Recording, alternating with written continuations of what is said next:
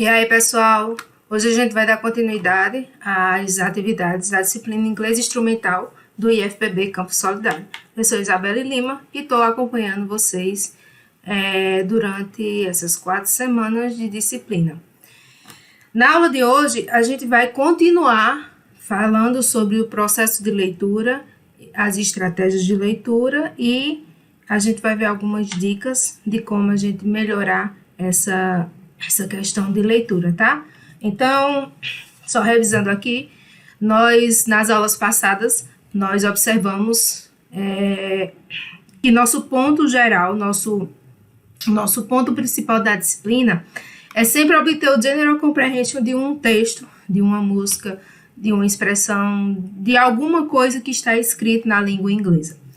E para poder a gente identificar esse general comprehension, a gente pode se utilizar dos nossos conhecimentos prévios, a gente pode observar os layouts dos textos, nós podemos utilizar dicionários, nós podemos também focar nas palavras cognatas, aquelas que são parecidas na escrita e no significado em português, e também sabendo que existem umas falsos cognatas, ter atenção para não confundir um pouco as traduções. E aí eu mostrei para vocês algumas palavras falso-cognatas para que a gente não caia já em casca de bananas, né? Como college, que não é colégio, é universidade. E a gente viu umas outras palavrinhas na nossa atividade da aula passada.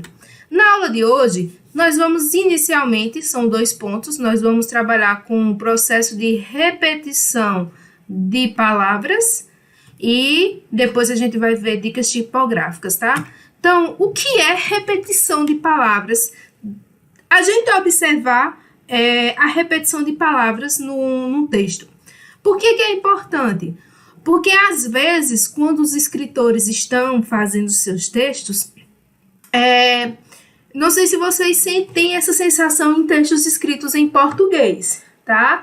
Mas às vezes a gente, para dar um sentido maior de conectividade, que a gente chama de coerência e coesão do texto, a gente utiliza alguns elementos que dão sentido ao texto, como por exemplo, então, por isso aconteceu isso, ou seja, a gente conecta 2 frases. Então, por exemplo, Isabelle é a professora de inglês instrumental, vírgula. Por isso, vírgula, ela está ministrando aula.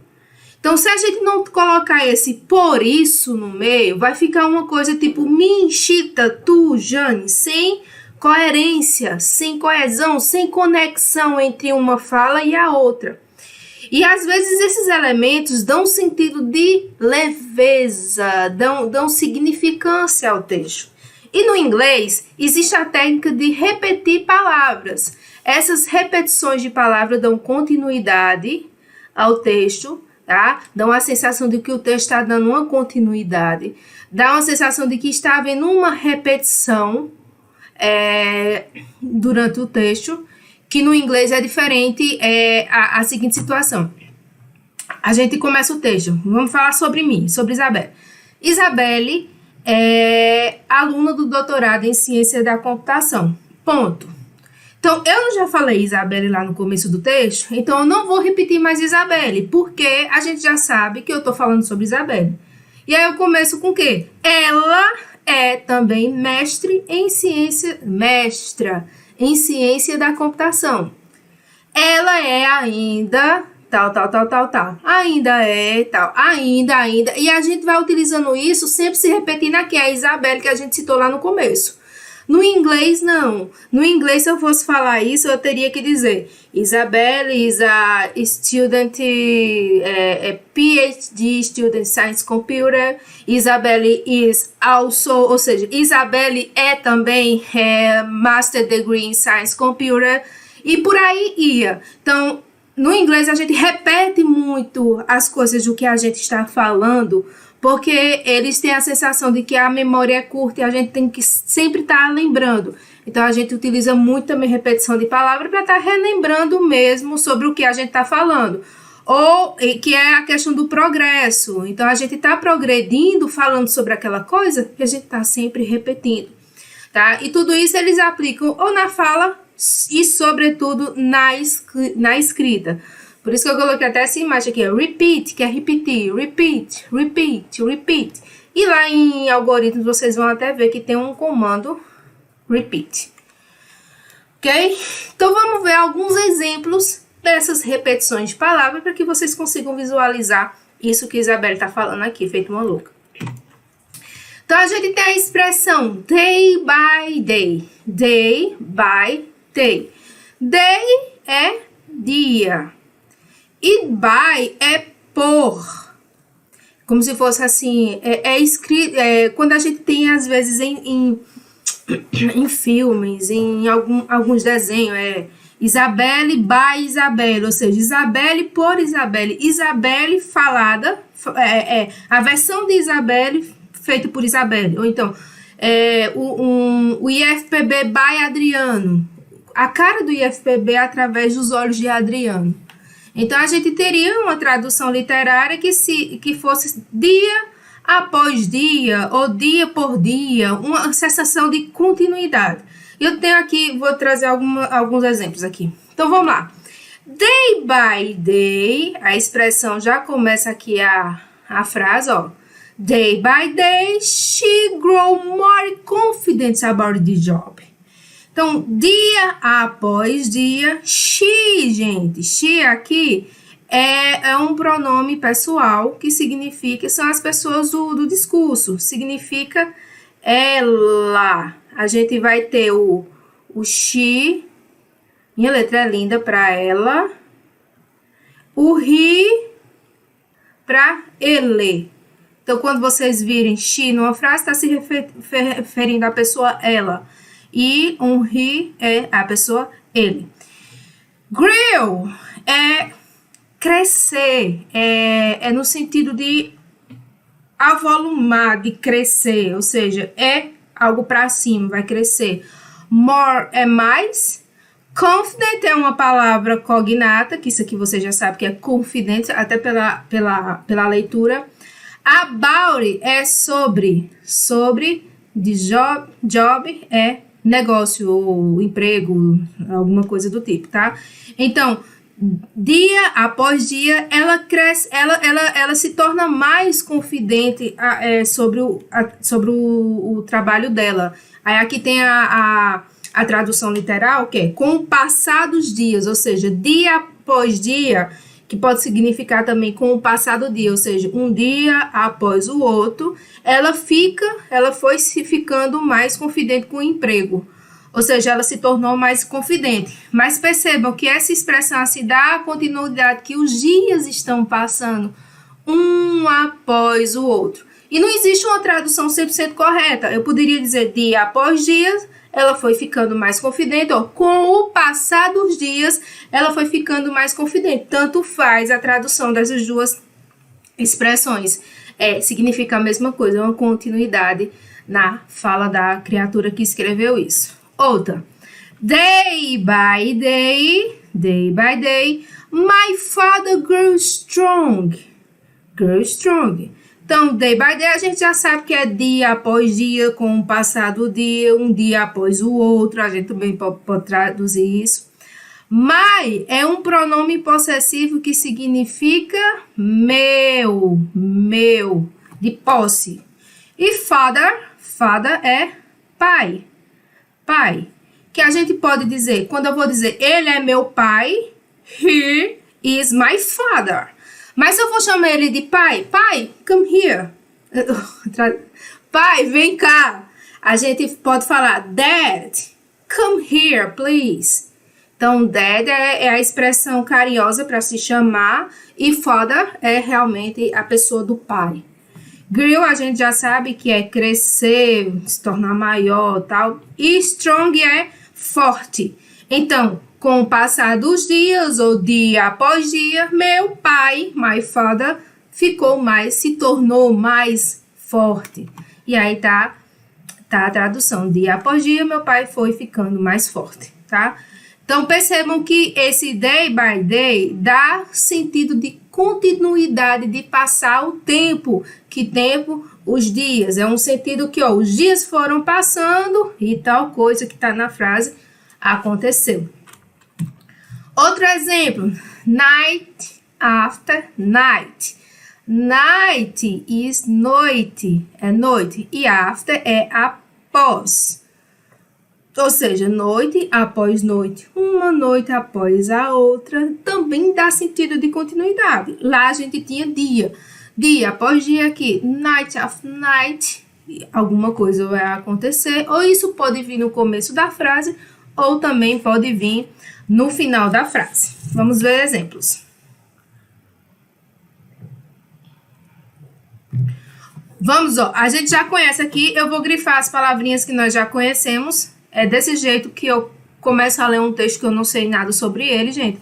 Então, eu já vou grifando palavras que eu já conheço. Então, she, a gente já viu que é ela.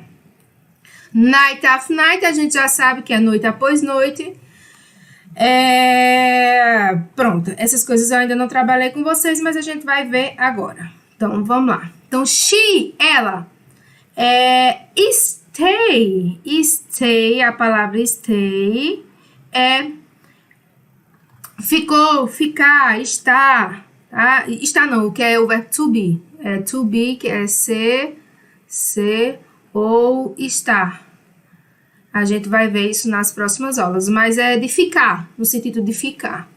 In é no e na. Só que perceba o seguinte, ó. Stay aqui é no presente. Ficar. Ele terminou em ED. Tudo que é terminado em ED, a gente sabe que ele está falando no passado. Então, se stay é ficar, então stayed é ficou. Aonde? In. Onde? No, na. Noite após noite. Waiting. Wait. É esperar.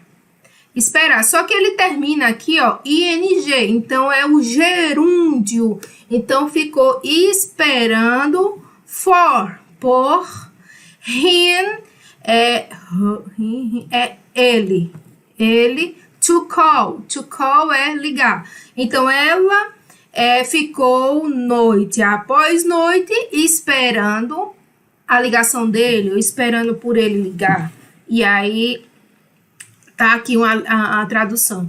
Então, ela ficou enclausurada, ou seja, esteve naquele local, ficou naquele local, noite após noite, aguardando ele ligar para ela, né? E ele não ligou. Ó, o aguardando é justamente ele, que quando a gente traduz para o português, a gente não precisa repetir, que a gente já sabe que é referente a ele. Então, esse him pode ser traduzido por ou. Outra expressão. People keep come back night after night. People keep come back night after night. People, a gente já sabe que é pessoas. Pessoa, é pessoa que é no plural. Keep é continuar, se manter, continuar fazendo alguma coisa. Coming back é voltando. Back é para trás, é tudo que é para trás. Até na atividade do dicionário, a gente viu que back pode ser costas ou encosto de cadeira. Perceba, tudo tá por trás. As costas estão na minha traseira e o encosto da minha cadeira também está na minha traseira. Então, back vai ser sempre referido a algo que está para trás. Só que come é voltando, é a questão de se mover nesse sentido. Então, elas continuam voltando noite após noite. É a tradução. As pessoas continuam voltando uma noite atrás de outra. Eu não sei se vocês estão percebendo que algumas traduções minhas, na minha fala, batem exatamente com o que está, mas algumas outras traduções, elas não batem exatamente. Não significa que eu estou lendo errado. É que não existe uma tradução única para uma frase, tá? Às vezes eu posso até ter uma tradução para a segunda frase. I love you, que é eu amo você. Aqui não tem como eu mudar, mas eu também poderia dizer eu eu te amo dá o mesmo sentido, entendeu? Sim, o mesmo sentido da tradução. Então, algumas coisinhas mudam porque o português ele é muito variativo, a gente tem uma variância de palavras, a gente tem muitas palavras, algumas, para cada coisa, a gente tem 2, 3 palavras que significam a mesma coisa, né? E aí a gente pode ter essa variação. Vamos lá. Então, a próxima é on and on. Não vai ter uma tradução separada como a gente tinha anteriormente, day by day, dias após noite.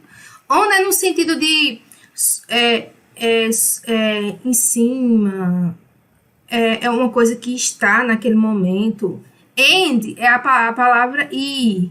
Então, e on também é on, é em cima, é sobre, tá? Então, não vai ser tipo sobre e sobre nesse caso. Dá um sentido mais de continuidade. Continuidade. É como se fosse assim, repetição. Continuamente esse cara vai fazer isso. Então, entendam essa palavra on and on como algo de continuamente. Tá? Continuamente. Tá? É isso aí. De forma contínua. Isso aí. Aí vamos lá. You talk too much, Bob. You talk too much, Bob. You just go on and on. Então, você, aqui é você. A palavra significa talk é falar. Too much é demais. Quem? Isso é uma palavra, Bob, é uma pessoa. E essa parte aqui, ó, you é você. Just, apenas, é apenas. Go é no sentido de ir. On and on. Então, se aqui eu sei que esse on and on dá o sentido de continuidade, continuamente, eu não vou traduzir essa parte aqui de forma literalmente, ou seja, palavrinha por palavrinha. Porque se eu fosse traduzir, ficaria: você apenas vai continuamente. E até faz sentido, você apenas vai continuamente. Mas existe uma expressão no português que significa isso, que é mais usual, você apenas não para. You talk too much, Bob. Você fala demais, Bob. Você simplesmente não para. O quê? De falar. Então, vamos lá. Você fala demais, Bob. Você não para. Tá? Então, quando você estiver on and on, dá o sentido de que a coisa está acontecendo tão repetidamente. Isso não é nem só num dia, day by day, e nem só numa noite, night after night. É contínuo, é uma coisa contínua. On and on, ou seja, um dia continuamente, de forma contínua. We é nós. Walked é caminhar. Terminou em ED, é passado. Então, continuamente, sem parar, nós andamos. O wait é esperar. Terminou com ing, é esperando. For é por, some, alguma. Sign, cadê minha caneta? Sign é sinal of civilization. Civilization é uma cognata. Então, sem parar, nós caminhamos esperando por algum sinal de civilização. Vamos ver? Sem parar, andamos, porque no português a gente não precisa dizer nós andamos ou nós caminhamos. Se eu disser andamos, já significa. Então, a palavra pode ser suprimida, aguardando algum sinal de civilização. Tá? Então, quando vocês encontrar essa palavrinha on and on, essa repetição de palavra on and on no meio de uma frase, saibam que está dando um sentido de continuidade, que algo está acontecendo sem parar. Então, as, tá? É no seguinte sentido. As é tão quanto. É um comparativo. Uma pessoa é tão alta quanto outra. Quando esse tracinho aqui vai ser substituído por um adjetivo, que pode ser big, grande, que pode ser small, que é pequeno, pode ser bad, good. São palavras que são substantivos. Então, the weather, o weather é clima, o clima. Se o clima tá quente, se o clima tá frio e tal, e tal, e tal. This é neste, sim, e the é o, a, os, as. This é neste, summer é verão, Is, que é o verbo subir, e lá vem Zeca, o cara. As bad as, aí tá aqui a palavrinha. Tão quanto o quê? Tão bad, ruim. Então, o clima deste verão é tão ruim quanto o do last year. Ou seja, last é o último que? Ano. Então, sempre que tiver as, tanana, alguma coisa as, você vai dizer tão aquilo quanto. Então, a tradução é isso. O clima neste verão é tão ruim quanto o do ano passado. Vamos ver outro. You have to unwrap it as careful as you can. Careful é cuidadosamente. Então, você tem que ter, você tem que desembrulhar. Você desembrulhar, abrir uma bala, desembrulhar uma bala. Você tem que desembrulhar it, ou seja, você tem que desembrulhar ele tão cuidadosamente quanto you can, né? Você pode. Que no caso aqui, para ser mais, quanto você puder. You have to, e lá vai Zeca, é ter. Mas quando eu coloco have to, você tem, ou você deve. Também pode ser should. Isso aí é coisas que você não precisa se preocupar, não. Só tô colocando aqui. Então, a tradução é, você precisa, que é tem, deve, precisa, desembrulhá-lo o mais cuidadosamente possível. Então, o mais, tão cuidadosamente você pode. Então, é uma coisa de comparação, quanto, tá? Então, repetições de palavras dão esse sentido, que existe alguma coisa que está acontecendo repetidamente, ou dá um sentido de comparação. Então, vocês se liguem nessas palavrinhas que eu trouxe para vocês. Night after night, day by day, on and on, as, porque isso cai na prova, tá? Eu vou trabalhar exatamente essas palavrinhas em meio a textos e perguntar o que elas significam.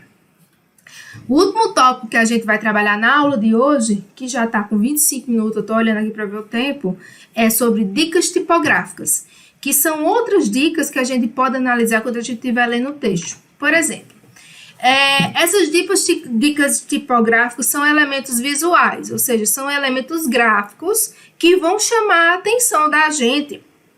E eles já podem dizer muita coisa, como por exemplo o formato de uma letra. Se ela é mais informal ou menos informal, dependendo do local onde ela esteja, eu já sei. Geralmente aquelas que é Comic Sans, que parece uma coisinha de criança, eu já sei que a gente utiliza mais para falar sobre criança, alguma coisa de criança. Essas que tem esses tracinhos assim, ó, são chamadas serifas, que é o Times New Roman. Então essas daqui a gente utiliza mais para textos formais, textos sérios. Então, a gente vai olhar para tudo que é visual, tudo que vai chamar a atenção no nosso texto. Desenhos, figuras que estão lá, as figuras, às vezes a gente coloca uma figura do lado de um texto, significa alguma coisa. Tabelas, as tabelas também dizem muito, tem textos lá, tem informações lá, números, datas, se tem símbolos de porcentagem, se tem símbolo de cifrão de dinheiro. Então, a gente já sabe que tem alguma coisa a ver com dinheiro e tudo mais. Então, vamos lá, aqui um exemplo. Ó. Eu tenho essa revista aqui da Times, da Time. Eu acho que quem teve aí, tem alguns alunos que começaram a disciplina, viram, isso aqui não vai ser novidade, mas essa revista, essa capa é muito legal. Então, ó, vocês, vamos supor que a gente não sabe ler nada de inglês, tá? Mas eu tenho que identificar sobre o que a edição desta revista vai falar. Eu quero identificar qual o General Comprehension que esta revista, de forma geral, vai tratar. Então, toda capa de uma revista, de um livro, tem muita informação sobre esse livro ou sobre esta revista. Né? Então, a primeira coisa que eu vou olhar são os elementos gráficos. Eu não vou nem olhar para o texto, vou olhar para os elementos gráficos. Então, eu estou vendo aqui que são quem? São soldados. Ó, são soldados que estão vestidos com roupa de guerra, né? De exército, tá? Por trás tem muita destruição, ó. Aqui, ó, não tem nenhuma árvore, perceba, não tem nenhuma árvore. E eles estão tentando levantar uma árvore. Agora tem um pequeno detalhe. Apenas a árvore que tá com uma cor. O resto tá tudo desfigurados. Então, quando se trata em soldados, eu sei que soldados se remetem muito à guerra, a enfrentamento, a destruição, a bombas, a armas, né? E a gente tem coisas muito gráficas acontecendo por exemplo, a gente pode destacar a palavra guerra para esse cenário. Então, eu já colocaria, uma guerra, tá? Os soldados estão o quê? Estão lutando. Estão lutando para quê? Para levantar uma árvore. Árvore, a gente tá vendo aí a questão da situação do clima. Então, a gente pode colocar o clima também como uma palavra-chave para isso aqui. Então, a árvore significa como se fosse a natureza. A natureza está tentando sobreviver. E quem é que está tentando ajudar? São os guerrilheiros, né? E guerrilheiros, eles geralmente atuam onde? Na guerra. E aí, a gente vem para o texto, tá? A gente vem para o texto. How existem 5 palavrinhas no inglês que são marcadores de perguntas. Sempre que vocês veem how, where, what, why e a outra when. How é como, where é onde, why é porquê, who é quem, when é quando, e ainda tem which, que é quais. Sempre que vocês ouvirem essas 5 palavrinhas virem no início de uma frase, elas é uma pergunta. Isso aqui é uma pergunta, por mais que não tenha uma interrogação lá no final. Isso é uma pergunta. How do you win? O win é ganhar. Quem joga muito videogame, vê. Do you, you win? You are the win. Ou seja, você é o ganhador, o vencedor. O, the é o, as, war é guerra. Exatamente, guerra. On global warming. Global é global e warming é aquecimento. Então, essa aqui está trazendo algo mais ou menos como tipo, como ganhar a guerra do aquecimento contra o aquecimento global. Uma tradução. Então, a tradução seria essa, como vencer, né? Como ganhar, vencer a mesma coisa, a guerra do aquecimento global. Então, eu diria que o General Comprehension deste texto, dessa revista, com base nos elementos gráficos, vai trazer, a revista vai apresentar matérias relacionadas à guerra contra o aquecimento global e vai mostrar algumas situações que estão acontecendo na atualidade. Então, por que na atualidade? Porque essa revista Time é uma revista muito atual.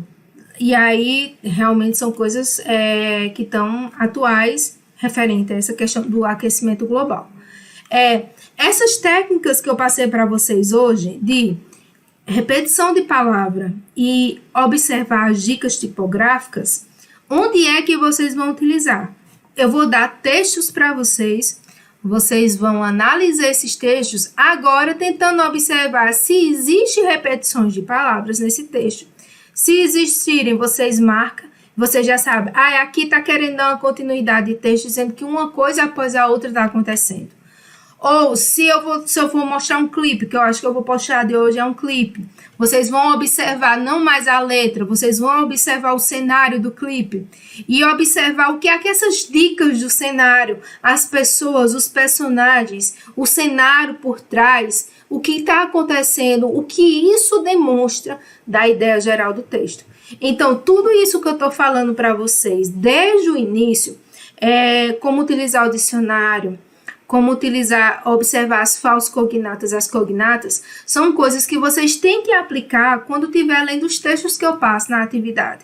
Aí tem gente que diz assim, Isabela, eu não sei nada de inglês. Eu aposto que a partir que nesse ponto da disciplina, vocês já sabem algumas coisas que vocês não sabiam antes. Então, vai pegar um texto, grifa logo as que vocês já conhecem. Conheceu? Beleza. Grifa as que vocês acham que é falso, que é cognatas. Ou seja, as que vocês veem que é muito parecido com o português e que tem grandes chances de ser realmente. Beleza, bate o olho no texto. Vocês conseguem ter o General Comprehension? Ainda não, Isabela, eu não consigo. Traduz algumas palavrinhas para tentar fazer com que certas frases façam sentido para vocês. Observa se tem números. Se tiver números, se tiver... tinha outra imagem para essa aula, eu esqueci de colocar. Mas eu vou trabalhar com ela na atividade. Olha se tem números, olha se tem valores, olha se tem datas, porque se tiver datas, a gente vai ver que vai falar em alguma coisa, em alguma operação de números, de textos, de dinheiro, de valores. Então, todas essas informações vai dizer muito. E observa o cenário em torno do texto. Tem alguma coisa que pode lhe ajudar a identificar? Lá no início da disciplina, na nossa primeira aula, tinha lá, não sei o que, housekeep, nós somos todos os donos do mundo. Né? E tinha um planetinha com a casa em cima. Então, o que aquela imagem poderia ter ajudado vocês lá? Tá? Então, nossa aula de hoje fica por aqui. Eu vou soltar algumas atividades, vocês vão ter até sábado para responder. E amanhã nós temos nossa segunda web aula. Até a próxima e qualquer coisa estou à disposição.